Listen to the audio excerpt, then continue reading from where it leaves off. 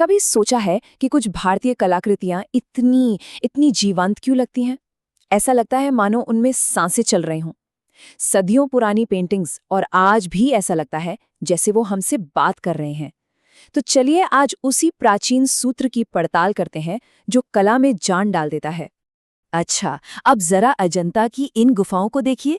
ये सिर्फ पत्थर पर बनी चित्रकारी तो नहीं है, नहीं, ये तो एक पूरा अनुभव है जो देखने वाले को जैसे अपने अंदर खींच लेता है। पर सवाल ये उठता है कि हजारों साल पहले के कलाकार आखिर ये जादू करते कैसे थे? अब जरा इस पेंटिंग पर गौर कीजिए। क्या है इसमें ऐसा जो इसे इतना खास, इतना आकर्षक बनाता है? इसकी आत्मा क्या है आखिर? इसका जवाब पता है कहाँ छिपा है? एक बहुत ही प्राचीन भारतीय अवधारणा में, जिसे कहते हैं षडंग। तो ये षडंग है क्या चीज? देखिए, बड़ा सीधा सा मतलब है। षड यानी छह और अंग मतलब हिस्से। ये वो छह सिद्धांत हैं जिनके बिना कोई भी कलाकृति, आप कह सकते हैं, अधूरी और बेजान मानी जाती थी। ये कला का दिल है जो उसे धड़कन देते हैं। तो ये हैं वो 6 अंग: रूपभेद, प्रमाणानि, भाव, लावण्य योजनम, सादृश्यम और वर्णिका भंगम। चलिए अब अगले कुछ मिनटों में इनमें से हर एक को समझते हैं और देखते हैं कि ये सब मिलकर एक मास्टरपीस कैसे बनाते हैं। तो शुरुआत करते हैं पहले 2 अंगों से। ये किसी भी कलाकृति की नींव की तरह है, वो ढांचा जिस पर पूरी पेंटिंग की विश्वसनीयता टिकी होती है। पहला अंग है रूपभेद। सीधे शब्दों में कहें तो ये है रूपों का ज्ञान।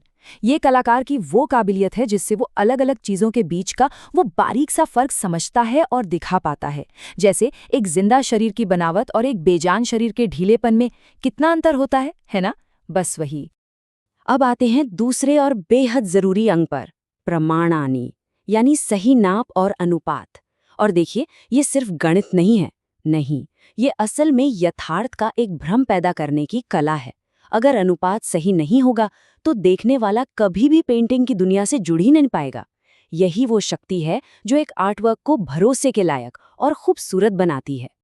देखिए, ये पंक्ति कितनी खूबसूरती से इसकी गहराई को समझाती है। मतलब अनुपात का मतलब सिर्फ ये नहीं कि कौन सी चीज कितनी लंबी या चौड़ी है, असली मतलब है उसके सार को पकड़ना। कलाकार को ये समझना पड़ता है कि कैनवास पर आसमान की विशालता और सागर की गहराई का एहसास कैसे कराया जाए, और जब ये होता है तो देखने वाला खुद ब खुद उस दुनिया में खिंचा चला जाता है। तो ठीक है, ढांचा तो तैयार हो गया। अब बारी है कला में आत्मा डालने की। अगले 2 अंग पेंटिंग को उसकी भावना और सुंदरता देते हैं, वही चीजें जो हमें इमोशनली उससे जोड़ती हैं। तीसरा और शायद सबसे जरूरी अंग है भाव, यानी एक्सप्रेशन। यही वो चीज है जो एक रुकी हुई तस्वीर को एक चलती फिरती कहानी बना देती है। भाव एक अदृश्य शक्ति है, हवा के झोंके की तरह, जो तस्वीर को सांसें और एहसास देती है।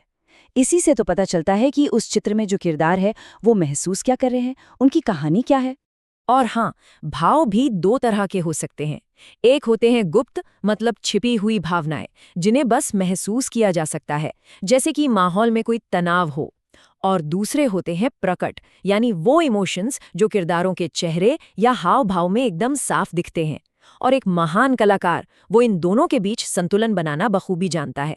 तो सवाल उठता है कि भाव और लावण्य योजनम में फर्क क्या है? इसे ऐसे समझिए, भाव है आंतरिक सुंदरता, मतलब किरदार की आत्मा की आवाज, और वहीं लावण्य योजनम है बाहरी सुंदरता, जो कलाकृति में एक ग्रेस, एक आकर्षण डालती है, उसे और खूबसूरत बनाती है। कह सकते हैं कि एक अगर आत्मा है तो दूसरा उस आत्मा का सुंदर शरीर है। चलिए अब हम पहुंचते हैं आखिरी 2 अंगों पर। ये वो हैं जो कलाकार के टेक्निकल स्किल और कला को वो फाइनल फिनिशिंग टच देने की क्षमता से जुड़े हैं। 5वां अंग है सादृश्यम। आसान भाषा में कहें तो इसका मतलब है समानता, या कह लीजिए असलियत के कितना करीब है। ये दिखाता है कि पेंटिंग कलाकार की सोच से या असल चीज से कितनी मिलती जुलती है।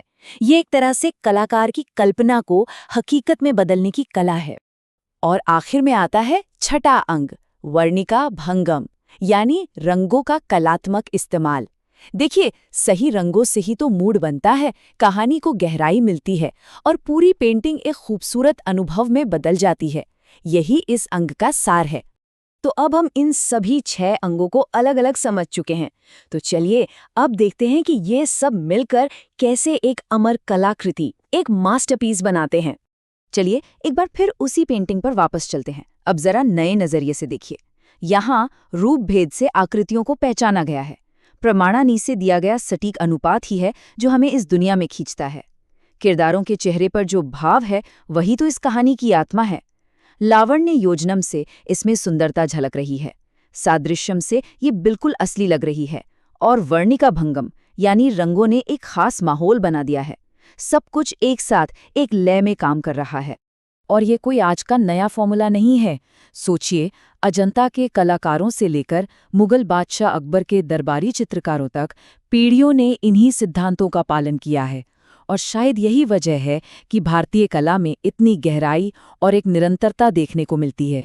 तो अगली बार जब कोई कलाकृति सामने आए तो सिर्फ ये नहीं कि उसमें क्या बना है, बल्कि उसके षडंग को देखने की कोशिश कीजिएगा। अब जब ये प्राचीन नजरिया हमारे पास है तो सोचिए, कला में हमें क्या कुछ नया दिखाई देगा।